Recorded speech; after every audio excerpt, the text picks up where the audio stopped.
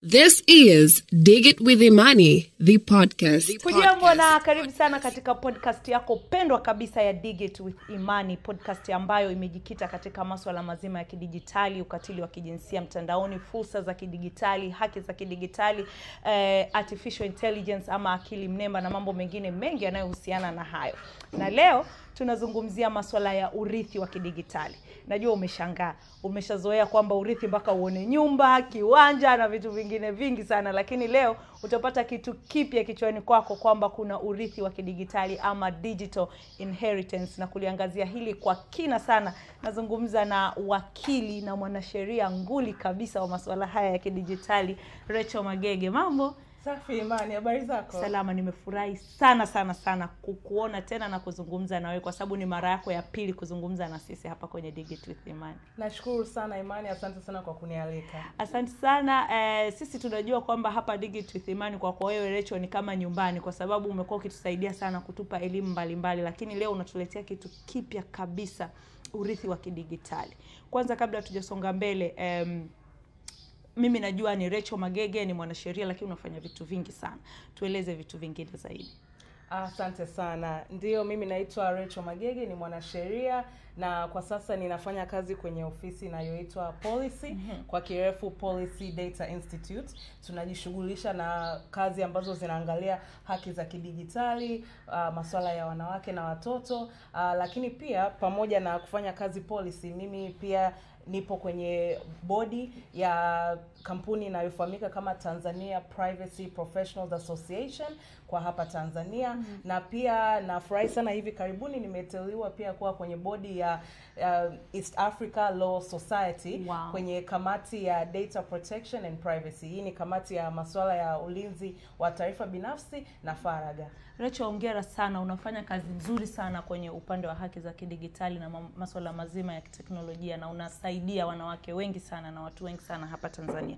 Tuanze moja kwa moja, kwanza umetoa hii ripoti ambayo inahusu urithi wa kidijitali. Mimi nilivyoiona, kwanza nimefurahi kupata hard copy yake. Nilikuwa nimesoma soft copy. Lakini sasa nikashangaa. Ripoti inahusu mambo ya urithi wa kidijitali lakini imeanza mine is yours. Kwa nini umechagua hili jina? Asante sana Imani. Tuichague hili jina ambalo linasema mine is yours. Kwa Kiswahili, cha kwangu ni cha kwako. Tukimaanisha kwamba mali ambazo ninazo mimi, vitu ambavyo ninavyo mimi, leo ninaweza nikawa navyo, kesho vinaweza vikawa ni vya kwako. Iwapo wewe ni rafiki yangu, ni ndugu yangu, ni mzazi, jirani, vitu ambavyo ninavyo leo, kesho vinaweza vikawa vya kwako kwa kupitia namna tofauti. Kwa urithi, inaweza ikawa ni zawadi, inaweza ikawa ni maamuzi kwamba nimeamua nikupe mali yangu fulani au vitu vyangu fulani. Kwa hiyo tukasema kwamba hii ripoti tusitumie majina ya kila siku tu, tuichangamshe kidogo na tuiite mine is yours, kwamba cha kwangu ni cha kwako. Sasa mtu akisikia digital inheritance ama urithi wa kidijitali aelewe nini? Asante sana. Tunapozungumzia masuala ya urithi wa kidijitali, ni urithi kwa ujumla, lakini tunaangalia mali za kidijitali. Kwa hiyo sasa tunaenda ndani zaidi kwenye masuala ya mali. Sio hizi mali ambazo tunaweza tukaziona kwa macho hivi na kuzishika kabisa mkononi, kwa mfano kama gari, nyumba, kiwanja. Sasa hivi tunazungumzia mali ambazo zipo kwenye mifumo ya kidijitali. Huwezi ukasema kwamba account yako ya YouTube naweza nikaishika hivi mkononi. Unachokishika mkononi ni simu au kifaa. Lakini ile account ipo kwenye mfumo wa kidijitali na pia inahesabika kama mali, na tutaielezea zaidi tunapoendelea. Kwa hiyo hapa unazungumzia hata zile account kama za Instagram, Facebook, kama ni X na vitu vingine. Watu wengi tuna hizi account lakini hatukujua kabisa kwamba hii nayo ni mali na inatakiwa kurithishwa.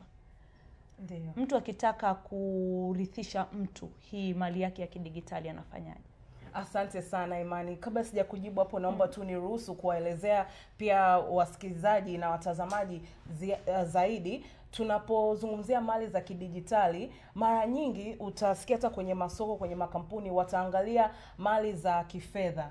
Kwa mfano vitu kama Bitcoin, watu wamezisikia sana Bitcoin, watu wamesikia masuala kama account za cryptocurrency, wamesikia UTT, wamesikia shares na vitu kama hivyo. Lakini mali za kidijitali, na kwenye report yetu kwa watazamaji na wasikilizaji watakapoisoma zaidi, inazungumzia kila kitu ambacho kipo kwenye mfumo wa kidijitali na kinaweza kurithishwa, kinaweza kuwa kwenye ownership yako. Na sasa ni kweli kabisa kama ulivyosema, kwa mfano accounts za YouTube, accounts za Apple Music, accounts za Spotify, na ni kitu ambacho watu wengi bado hawajaona thamani, hawajaona kama ni vitu ambavyo vinaweza vikawaletea hela. Lakini tutakapoendelea kuzungumza zaidi, waulize tu wasanii wanapata milioni ngapi kupitia tu account zao za YouTube, wanapata milioni ngapi kwenye Apple Music, Google, Boomplay na vitu kama hivyo. Nini kilikusukuma kuandaa hii report, Rachel?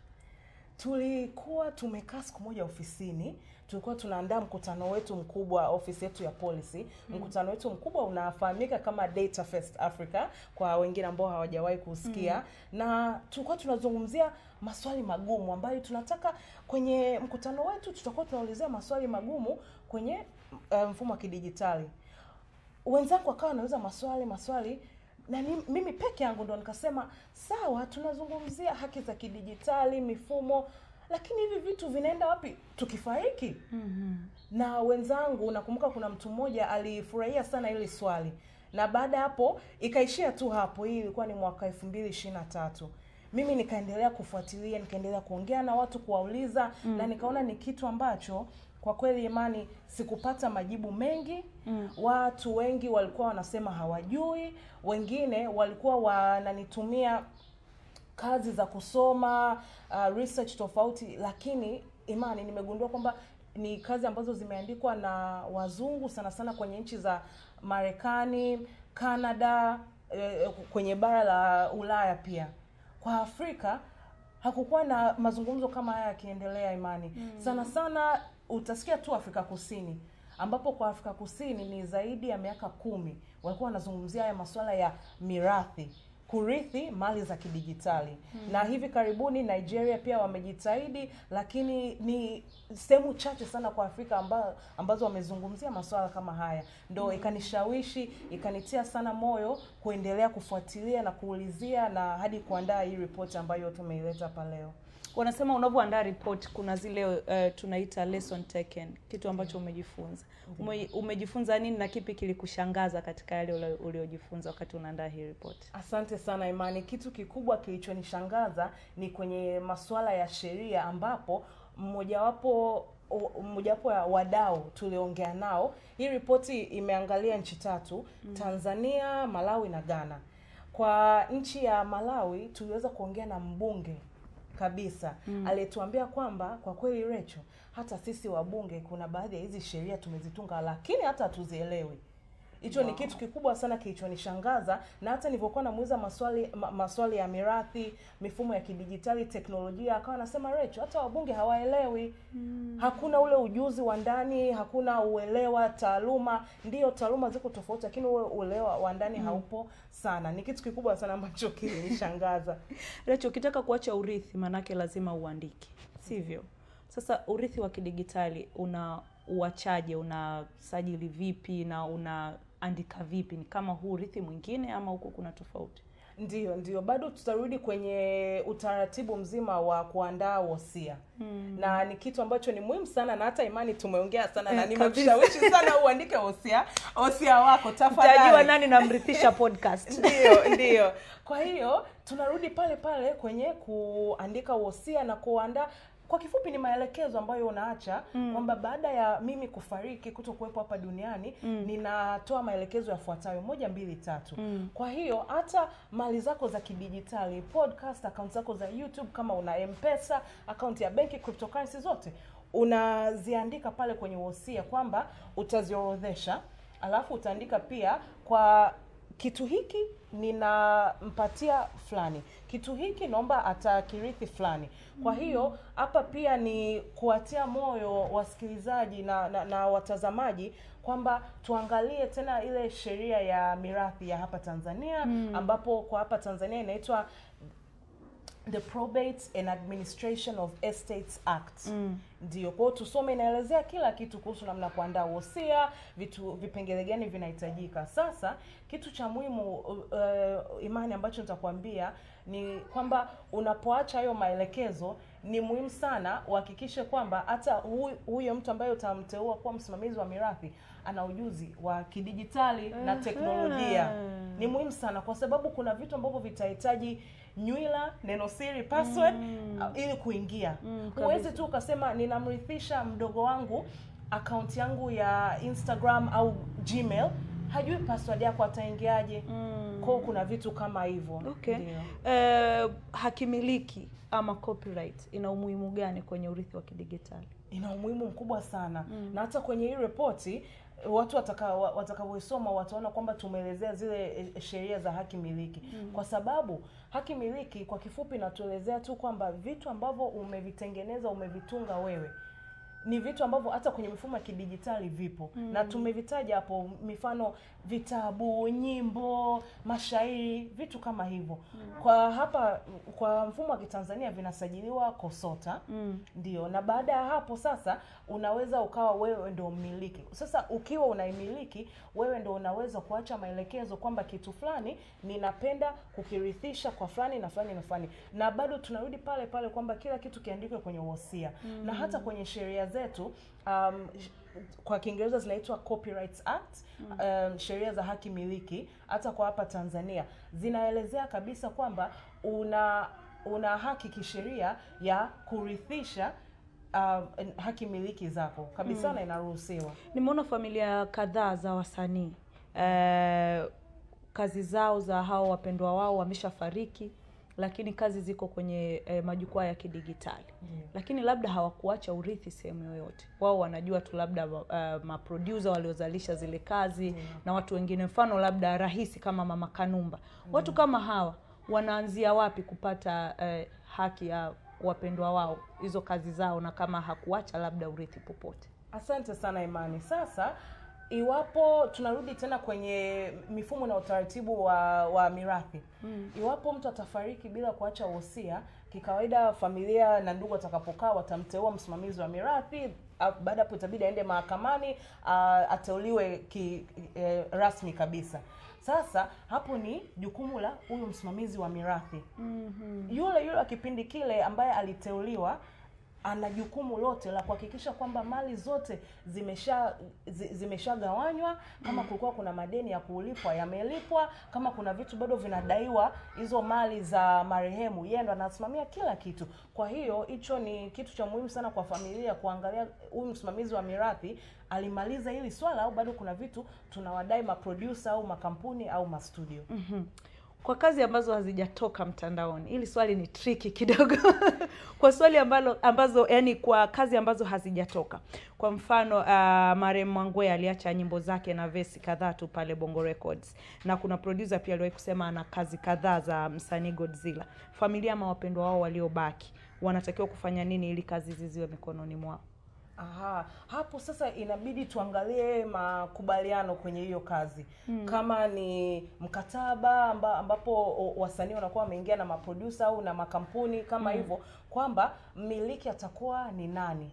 Na swala la kumiliki ni kitu ambacho kinawachanganya sana watu wengi Imani, na tumekielezea kwenye ripoti kwamba kwa sababu hizi bidhaa zipo kwenye mifumo ya kidijitali kama hivi tulivyosema, unakuta account ni ya kwako. Kwa mfano Instagram, Gmail ni ya kwako, lakini kuna baadhi ya vitu ambavyo huwezi kuvifanya mpaka upate ruhusa kutoka Instagram au kutoka Google. Kwa hiyo bado inatuelezea kwamba hata kama account ni ya kwako, lakini wewe umeibeba tu kama vile umepanga, lakini mmiliki mwenyewe ni Google au Instagram au YouTube na hapa na pale. Lakini kwenye masuala ya muziki sasa hiyo ni tofauti.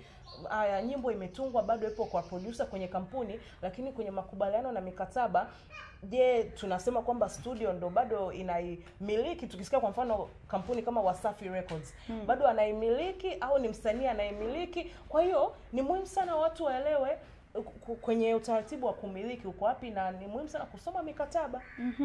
Asante sana Rachel, na wewe ambaye unatutazama, nazungumza na Rachel Magege, mwanasheria nguli kabisa katika upande wa kidigitali, haki za kidigitali, ulinzi wa taarifa binafsi kwenye upande wa kidigitali, na tunazungumzia urithi wa kidigitali, akiwa ameandaa ripoti maalum kabisa inaitwa Mine is Yours kuhusiana na masuala mazima ya urithi wa kidigitali. Nimepata kitu hapo wakati Rachel unaniambia.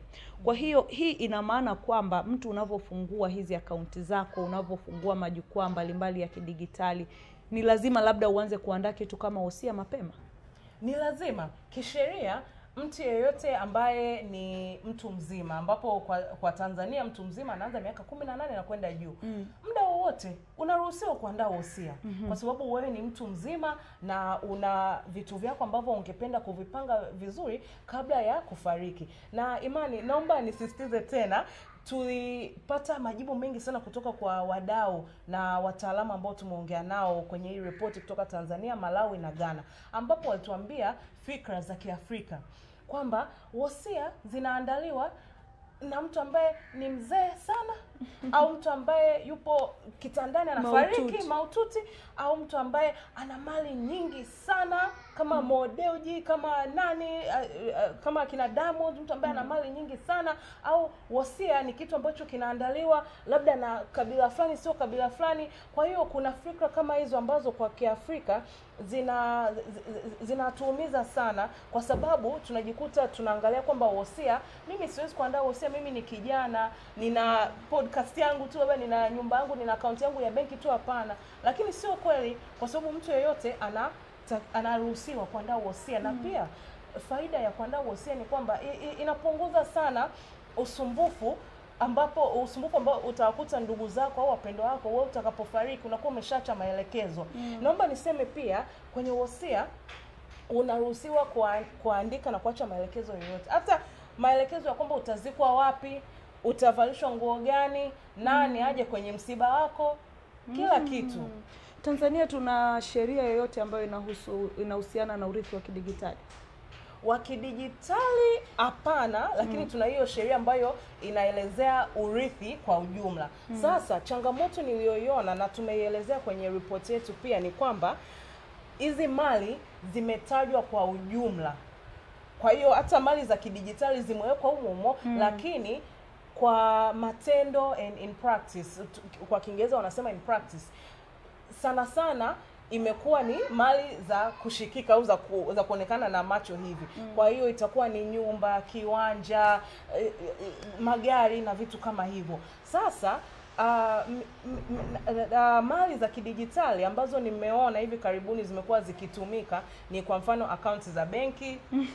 Sawa, zile ambazo zina accounts za benki, kama kulikuwa kuna shares, mtu amenunua shares Twiga Cement, Swiss Air, wapi Air Tanzania, na kama kuna kitu kingine ambacho nimesikia ni M-Pesa au Tigo Pesa, lakini hii ni ya karibuni sana. Na kuna gazeti la Mwananchi walizungumzia hichi kitu, nitakutumia pia. Lakini ni kitu cha karibuni sana kwamba sasa hivi watu wanaandika kwamba mimi nitakapofariki hela itakayokuwa imebaki kwenye M-Pesa yangu hata kama ni 10,000 apewe fulani.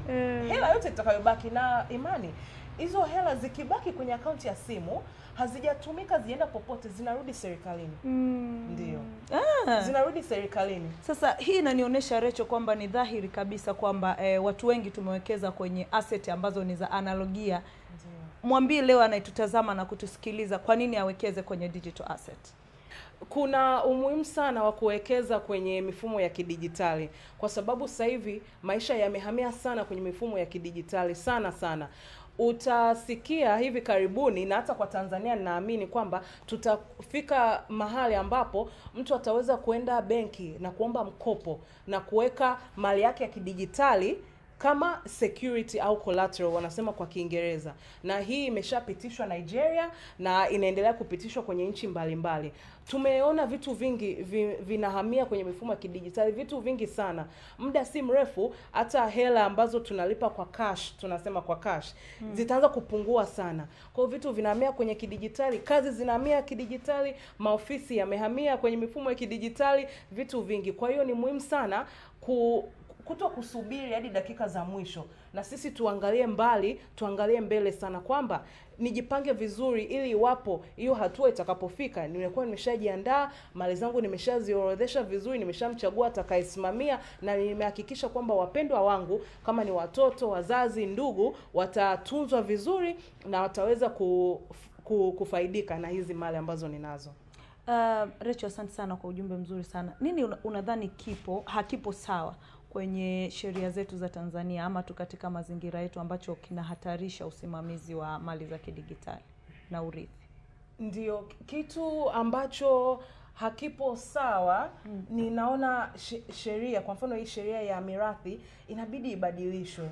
Ndio ni muda mrefu sana na miaka imeshapita, na sasa hivi kidijitali ndio kila kitu, Imani. Kwa hiyo sheria inabidi zilingane na namna ambavyo dunia imeenda na namna ambavyo dunia imefika. Kwa hiyo kuna umuhimu sana wa kuibadilisha au hata kuirekebisha kidogo hii sheria ya mirathi kuzungumzia mali za kidijitali. Hicho ni kitu cha muhimu sana, lakini pia ujuzi na uelewa mahakamani, kwa mahakimu, kwa wanasheria, kwa familia, kwa sababu ninafikiria itakapofika mahakamani na wanasema pale mimi nataka kurithi Bitcoin na cryptocurrency, kama kuna hakimu ambaye haelewi mifumo ya kidijitali ikoje, huyu mtu ataenda ofisi wapi kuomba kudai mali, itakuwaje? Kwa hiyo kuna umuhimu sana wa kujiendeleza, kuna umuhimu sana wa kulinda pia akaunti zetu. Naomba tu nikwambie kitu cha mwisho kwamba pia sisi hapa watumiaji wa hii mifumo na mali za kidijitali, tusipoelewa namna ya kuzitunza na kuziweka sawa, hata sisi itakuja kutusumbua sana. Kwa hiyo ni namna ya kutunza password, namna ya kutunza akaunti zako, kama ni kuziupdate, kama kuna vitu vya kuviondoa, kuvifuta, ni muhimu sana. Mmoja wapo wa wadau tuliongea nao alisema kwamba alibadilisha namba yake ambayo ilikuwa ina akaunti ya pesa kama hivi M-Pesa, Tigo Pesa. Hakuruhusiwa kutumia hiyo namba, maana alivyorudi akasema hii ni namba yangu, akasema hapana, hii namba imeshapewa kwa mtu mwingine. Akasema hii ni ya kwangu lakini sikuitumia tu kwa sababu hivi na hivi na hivi.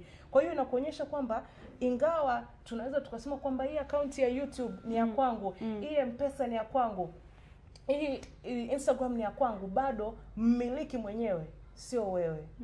Unfortunately, mmiliki ni Instagram, ni Google, ni M-Pesa, ni wapi, na hao ndo kuna maamuzi ambayo wanafanya bila hata wewe. Ndio. Wanawake tunakuwa nyuma sana linapokuja suala hili la masuala mazima ya kidigitali. Na ndio kwanza sasa naamini watu wengi ambao watatazama na kusikiliza hii episode watakuwa wamepata ile wow na aha moment, kwa sababu ni kitu kipya kuhusiana na urithi wa haya maswala. Unadhani tufanye nini ili wanawake na wao wawe mbele? Na je, kuna fursa yoyote kwenye upande wa mali za kidigitali ama digital assets kwa wanawake? Asante Imani. Fursa ya kwanza ni mazungumzo kama haya tunayoyafanya, kwa sababu naamini yatawafikia watu wengi, kutakuwa na maswali mengi, na ndio hapo ambapo tunaanza kujifunza. Kwa jamii zetu tunaona kwenye masuala ya teknolojia na kidijitali, ni kweli wanawake wanakuwa wameachwa nyuma kwa sababu ya mila tofauti, imani tofauti. Lakini kwa sababu ujuzi unaendelea, ni muhimu sana kupeleka ujuzi kwenye vijiji zaidi. Watu waelewe, wajue namna ya kutunza, kama ni WhatsApp zao ambazo wanabiashara wanafanya kwenye WhatsApp zinawaingizia hela, wanahitaji sana kufahamu hivi vitu. Lakini pia kitu ambacho kilinitia sana moyo Imani, ni mdau wetu kutoka Malawi akasema, nadhani kwa hali ya kule Malawi, akasema wanawake ndo wanafanya vizuri zaidi kwenye kuandaa wahusia kuliko wanaume. Kwa Malawi anasema kwa sababu wanaume wanapenda kuficha mali zao, hataki watu wajue nina nyumba ngapi na viwanja vingapi. Au wengine ataanza kufikiria sasa nina nyumba ndogo na nyumba ndogo na watoto na watoto na watoto, sasa nikianza kuziorodhesha zote wataanza kuniuliza sijui nani anapata hiki. Lakini wanawake wanakuwa wamejipanga vizuri zaidi, na kwa sababu ya ile hali ya upendo na kujali, wanakuwa wanasema kwamba mimi watoto wangu hawatapata shida yoyote. Nitakapofariki nimeacha hivi, mtoto wangu atapata hiki na hiki na hiki. Ni kitu ambacho kilinitia sana moyo na kimenionyesha kwamba wanawake wanaweza sana kujipanga vizuri hata kwenye masuala ya mali za kidijitali na urithi. Mimi nimeshasoma Mine is Yours kabla sijaja kuzungumza na wewe hapa, lakini pia umeniletea hard copy yangu, niko nayo hapa. Kwa anayetutazama na kutusikiliza, anasoma wapi hii ripoti kuhusiana na managing and inheriting digital assets in Africa? Ndiyo Imani, ripoti hii inapatikana kwenye tovuti ya Policy, ofisi yetu ya Policy. Policy inaandikwa na LLICY.org. Ukienda kwenye tovuti yetu kuna sehemu imeandikwa resources, ambapo ndo utakuta reports mbalimbali ambazo tumeziandaa. Ninafurahi kwamba ya kwangu ndio iko juu kabisa, ndio ya kwanza kwa sababu ndio report ambayo imetoka hivi karibuni. Kwa hiyo utaenda www.policy.org/resources. Utaweza kuipata kabisa hii report, na unaweza pia ukaichapisha kwa PDF na ukaichapisha na ukaisoma, na inapatikana pia kwenye mtandao. Bure. Ni bure kabisa. Kazi ni bure yote kabisa. Bure. Ndio. Ni bure. Ukifika tu pale kwenye tovuti unaiona, unaipata, unaweza kuidownload pia kabisa. Rachel, asante sana. Mimi nimefurahi sana kuzungumza na wewe. Kiukweli umetupa elimu nzuri sana kuhusiana na urithi wa kidigitali na mali za kidigitali. Watu wengi hawakujua kama Facebook ni asset ambayo unaweza kumrithisha mtu na followers wangu. Kwa hiyo asante sana. Kabla sijakuaga, unadhani kuna umuhimu pia wa hizi big tech companies, makampuni makubwa kama kina Facebook, kina X, na wao kuweka mahali ya usimamizi wa mirathi? Niliwahi kuona kipindi kama Facebook wana sehemu kwamba labda ukifa assign kwa nani hii account. Sijaona kwenye mitandao mingine ya kijamii. Kuna umuhimu huo? Kuna umuhimu mkubwa sana, na hata wadau wetu kutoka Ghana walituambia hicho kitu pia. Ghana wameendelea sana. Makampuni wameona umuhimu wa kuweka mifumo ambayo itawasaidia watumiaji wa hiyo mitandao kujipanga hata baada ya kifo. Kwa hiyo tunafikiria mbali, na wenyewe wamefikiria mbali pia. Kwa hiyo Facebook wameweka hicho kitu kwenye settings, ambapo unaweza ukachagua kwamba nitakapofariki account yangu isimamiwe na fulani. Kwa hiyo utaandika pale jina la huyo mtu au barua pepe, na watamtumia, na kabisa atapata maelekezo kwamba God forbid, lakini Imani akifariki, account ya Imani amekuchagua wewe, utasimamia account yake, kama utaifuta, kama utarekebisha, kama utafanya chochote. Apple wamefanya hivyo pia. Kwa watumiaji wote wa iPhone na Apple, kwenye settings unaweza ukaenda na ukachagua kwamba mimi nitakapofariki account yangu yote ya Apple na iCloud itasimamiwa na fulani. Utaweka pale jina lake na namba yake ya simu, na hapo wanamtumia ujumbe na maelekezo. Mimi nimeshafanya hivyo. Imani, umefanya? Bado sijafanya. Naomba utafanya baada ya podcast hii, pamoja na kwa Facebook pia naomba utaweka hizo settings. Na Facebook wanakuruhusu pia kuchagua kama iwapo utafariki, naomba account yangu ifungwe, iondolewe kabisa. Kwa hiyo unaweza ukachagua hivyo pia. Sijaona kwenye mitandao mingine, naendelea kufuatilia na kusoma. Iwapo wataweka hayo marekebisho nitaweza kukujulisha zaidi. Lakini ni kitu ambacho makampuni wameshaanza kufikiria sana, kwa sababu wameona kuna umuhimu wa hizi mali, kuna hela, kuna thamani. Kwa hiyo ni vizuri watu wasiishie kufikiria tu hapa ambapo nikiwa hai nitaitunza, nitaweka security na nini, lakini haya ukifariki inakuwaje? Ndio.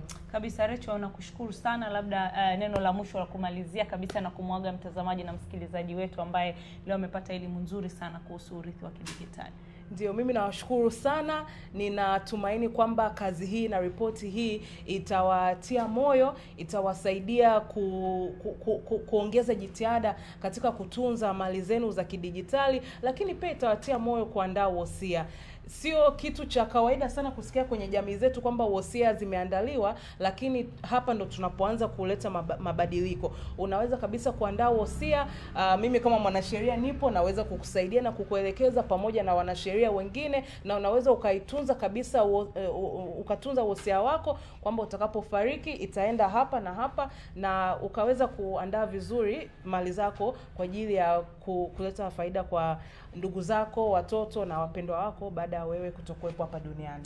Asante sana Rachel, mine is yours. Sijui nitakurisisha wewe Instagram yangu ama itakuwaje. Lakini nakushukuru sana na nakushukuru wewe ambaye umetutazama na kutusikiliza. Unaweza kusikiliza podcast ya Digit with Imani kwenye platform zote za kidigitali, Boomplay, Apple, Audiomack na nyingine nyingi, lakini unaweza kuitazama kupitia YouTube, lakini pia kwenye mitandao yetu ya kijamii Instagram, Facebook, X, TikTok, tafuta Digit with Imani, hata kule LinkedIn pia tunapatikana. Asante sana, tukutane episode nyingine.